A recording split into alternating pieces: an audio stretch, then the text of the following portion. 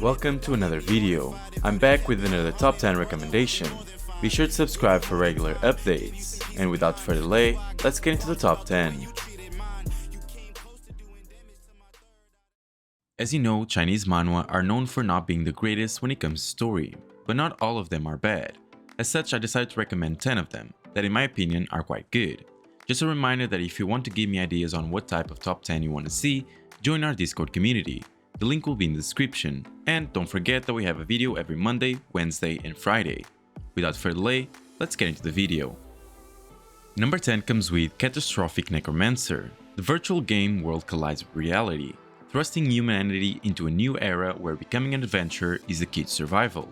The protagonist gets a legendary unique ability that nobody knows about, Necromancer. While this is not groundbreaking, I really enjoyed the read. From the beginning, the main character becomes overpowered, and I wish there was some progression, but they do give you that progression in a different way. Personally, I enjoy this type of stories, with a typical RPG-like class system in a real-world setting. The art is also quite good, which sometimes doesn't necessarily happen in manhwa, which made it more appealing. Like I said before, this is not exactly a new concept, but it's definitely a concept that I enjoy, and I know many of you do too. So, if you love a necromancer theme with power fantasy and good art, this might be a good chance to give this work a go since it's quite new.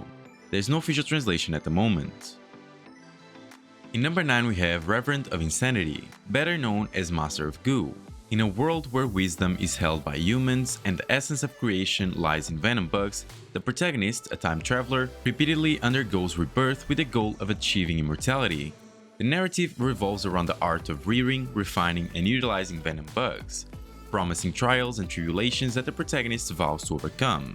The storyline takes unexpected turns, adding layers of complexity to the protagonist's journey. As you must have noticed, this work is cancelled, so why would I recommend it? In my opinion, Master of Goo is one of the best works that mix martial arts cultivation and a villain protagonist.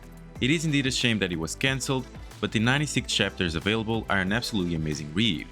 The tale of a less talented Goo master reaching great heights in his past life, obtaining a unique Goo, and facing the consequences of his pursuit is gripping and unconventional. As I said, the protagonist gives off a more villain-type aura, which is something you usually don't see in this type of works.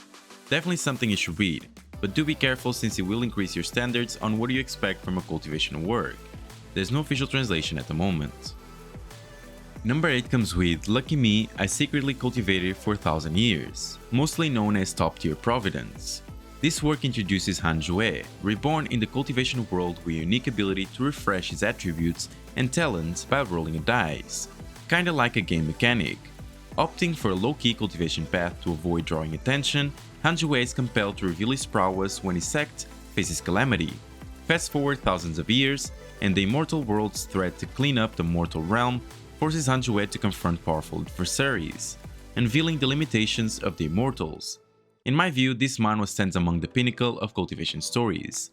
Han Jue's character is not only equipped with a fascinating system, but also requires strategic efforts for progress. His preference for remaining low-key, coupled with wide decision-making, adds depth to the narrative. There's also some minor comedic moments that lighten the tone. And without a doubt, one of the best things about this work is the main character's lack of interest for the female side characters that throw themselves at him. We're not talking about him being dumb to the point where he doesn't realize. No. He realizes. He just doesn't care. And he actually turns them down because he cares about cultivating more.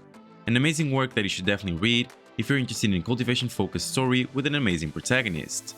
There's no official translation at the moment. In number 7 we have I'm the Fated Villain. Gu Chang'e reincarnates, awakening in a martial arts world with a mission to harvest the luck of the Sons of Fate and ascend to ultimate strength. Tasked with altering the destiny of being a villain, Gu Chang'e grapples with the challenge of an overpowered protagonist within the body of a villain, necessitating a strategic approach to dismantle the main character's plot armor. We have all seen a story where the main character has plot armor, right? But what would you do if you were the main villain of the story? If every effort you make was in vain because the plot armor would just fix it for the main character? This is that story, and I really enjoyed it.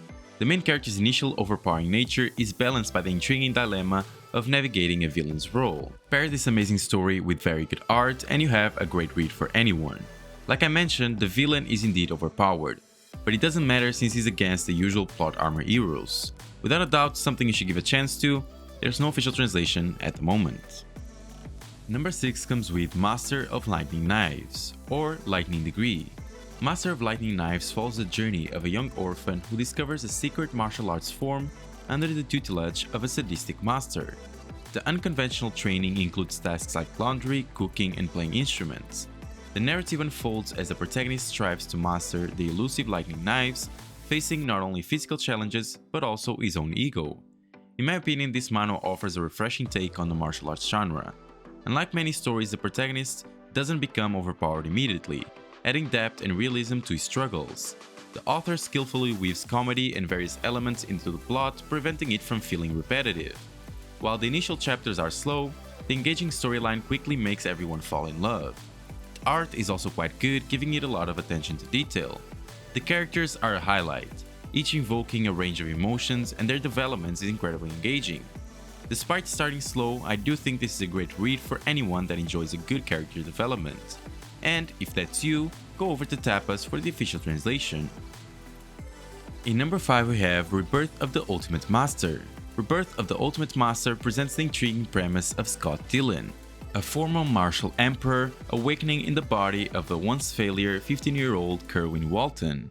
Armed with his previous life martial art prowess, Kerwin transforms overnight into a genius martial artist, aiming to complete the ultimate incantation that led to Scott's demise. The narrative revolves around Kerwin's quest for redemption, wiping the floor with former bullies while surpassing his past achievements. This work is quite good, but it does have some problems. The start of the story is quite amazing, everything fits into the right place, and the main character being ruthless makes it for an exciting read. But unfortunately, without giving spoilers, I can tell that in later chapters it falls off a bit. So, why am I recommending it? Well, I think there's still a chance. We are currently in a point of the story which I personally don't enjoy, but maybe after this arc ends, the story will go back to what it was. Obviously, this depends on each person's taste, but I do recommend giving it a chance and seeing it for yourself. I mean, compared to other works, this one is definitely better. I do have to warn you about some annoying characters, but for now, give it a try and enjoy the story. The official translation is over at Tapitoon.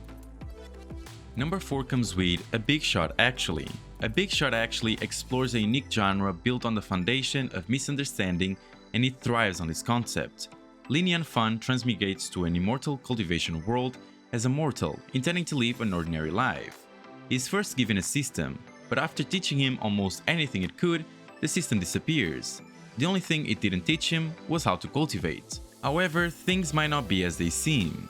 In my opinion, the beauty of this manhwa lies in its commitment to the genre of misunderstanding. The narrative thrives on the pure comedy that comes from the main character's cluelessness and the misinterpretation of those around him. The story freely unfolds without the constraints of the predefined system, allowing for a delightful blend of action and drama.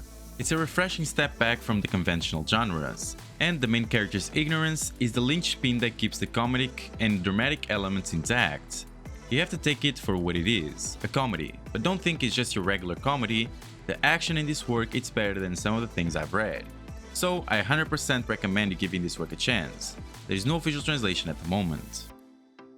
In number 3 we have Wait to be the Evil Emperor, or I'm an Evil God.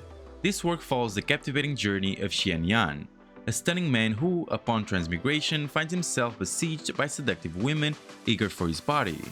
To escape the perils of dual cultivation, Xian Yan embarks on a quest through countless worlds, unraveling a tale that intertwines teleportation and origin points.